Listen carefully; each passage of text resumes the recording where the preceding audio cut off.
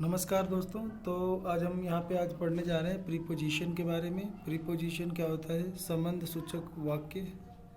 Is M मतलब जो आप ये वर्ड सुनते हैं ना, जैसे इन, एट, ऑन, बिटवीन, तो ये सारे प्रीपोजिशन होते हैं।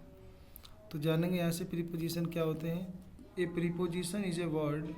प्रीपोजिशन एक ऐसा शब्द होता है that show the relationship between a noun और pronoun and other words in a sentence. Preposition एक ऐसा शब्द होता है जो वाक्य में आने वाले नाउन या प्रोनाउन को सेंटेंस के दूसरे शब्दों के साथ जोड़ता है। हो सकता है कि वो नाउन को वर्ब के साथ जोड़ रहा हो, एडवर्ब के साथ जोड़ रहा हो, एडजेक्टिव के साथ जोड़ रहा हो। तो जो प्रीपोजिशन होता है, इसका काम होता है कि जो सेंटेंस में नाउन प्रोनाउन होते हैं उनको सेंटेंस के दूसरे वर्ड के साथ जोड़ना, उनको उनका संबंध बताने का काम ये करता है। ठीक है। जैसे Reema's house is located near the temple. कहता है कि रीमा का जो घर है वो मंदिर के पास स्थित है। तो रीमा का जो घर है वो मंदिर के पास स्थित है।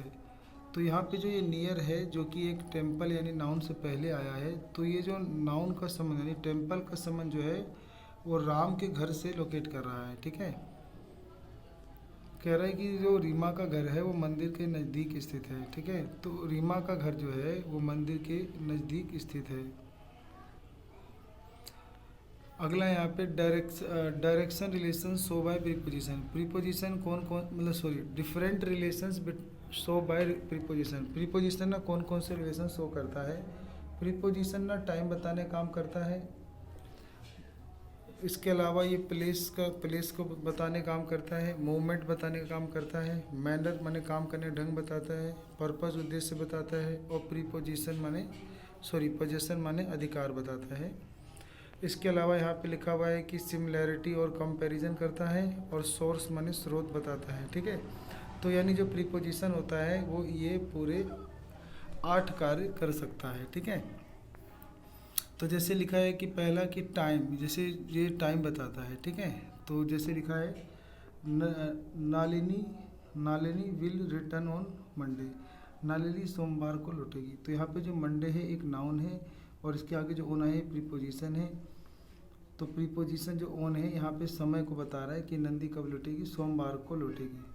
ऐसे लिखा है कि Kapil is writing in the park, waiting in the park. कवि कहाँ इंतजार कर रहे हैं? पार्क में। तो पार्क एक प्लेस है, तो एक प्लेस को भी जोड़ने काम कर रहा है। मोमेंट माने गति बताता है। Smith is going towards Seth house. Smith ना सेठ के घर की तरफ जा रहा है। तो यानी ये मूवमेंट या गति की दिशा, डायरेक्शन को बता रहा है। Manner he comes to office by bus. ये आने का ढंग बता रहा है कि वो ऑफिस कैसे आता है, बस से आता है। पर्पस यानी ये उद्देश्य बताता है। ठीक है। तो लिखा है कि Twinkle went to Darjeeling for a vacation. तो ये उद्देश्य बता रहा है कि ट्विंकल कहाँ गई है, दार्जिलिंग गई है। तो उद्देश्य बता रहा है किस लिए गई है, वेकेशन माने छुट्टियों के लिए गई है। ठीक है। छुट्टी बिताने गई है। ऐसी पोजेशन माने अधिकार बताता है। जैसे leg of the round table is broken. कहता है कि गोल मेज वाले टेबल की जो टांग है वो टूटी हुई है। तो यानी ये पोजेशन माने अधिकार बता रहा है। टेबल की टांग मतलब टेबल का जो टांग है वो टेबल का अधिकार बता रहा है। ठीक है। सिमिलैरिटीज और कंपैरिजन मतलब समानता और तुलना कर रहा है। जैसे मंजू लुक्स लाइक हर ग्रैंड मदर। मंजू अपनी माता की, दादी माँ की जैसे दिखती है। तो ये हम समानता मिला रहे हैं। तो यहाँ पे जो लाइक है ये एक प्रीपोजिशन है। ऐसे लिखा है सोर्स माने स्रोत बताता है। जैसे the gift was given to the boy by his parents. तो कह रहा है कि जो गिफ्ट है वो उस लड़के को जो दिया गया गिफ्ट है उसके पेरेंट्स द्वारा दिया गया है। तो ये स्रोत बता रहा है कि जो चीज़ दी गई है गिफ्ट, वो उसके पेरेंट्स के द्वारा दी गई है। ठीक है। अब यहाँ पे लिखता है जैसे कि other relation show by preposition. Preposition और इसके अलावा क्या क्या शो कर सकता है, तो ये बताता है सोर्स ऑफ एजेंट। इसके अलावा कंपैरिजन और कॉन्ट्रास्ट बताता है। मैनर ऑफ मेथड बताता है। पर्पस और रीज़न बताता है। इसको आप पढ़ लेंगे। पोजेशन माने अधिकार भी बताता है। इसके अलावा लिखा है प्रीपोजिशन ऑफ डायरेक्शन और मूवमेंट। डायरेक्शन या मूवमेंट कौन कौन से प्रीपोजिशन दिखाते हैं? Across, after, along, at, for, into, onto, to, towards. तो ये सारे बताते हैं। प्रीपोजिशन ऑफ प्लेस बताता है above, around, at, beneath, between, in, on. और लिखा है अंडरनीथ। थोड़ा स्पेलिंग गलत है, अंडरनीथ, ठीक है।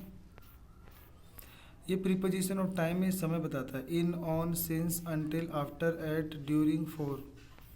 तो ये हमारा जो है प्रीपोजिशन का इतना रिवाइज हो गया है, ठीक है। ये सब आपको याद कर लेने हैं, कौन प्लेस को, कौन टाइम को, कौन डायरेक्शन को, कौन मूवमेंट को, ये सब अलग अलग चीज़ों को प्रीपोजिशन कैसे दिखाता है, ठीक है। तो उम्मीद करता हूँ आपको थोड़ा बहुत समझ में आ गया होगा। बाकी प्रैक्टिस करिए, पढ़िए। मिलते हैं अगली वीडियो में। आप सबका अपना कीमती समय देने के लिए धन्यवाद।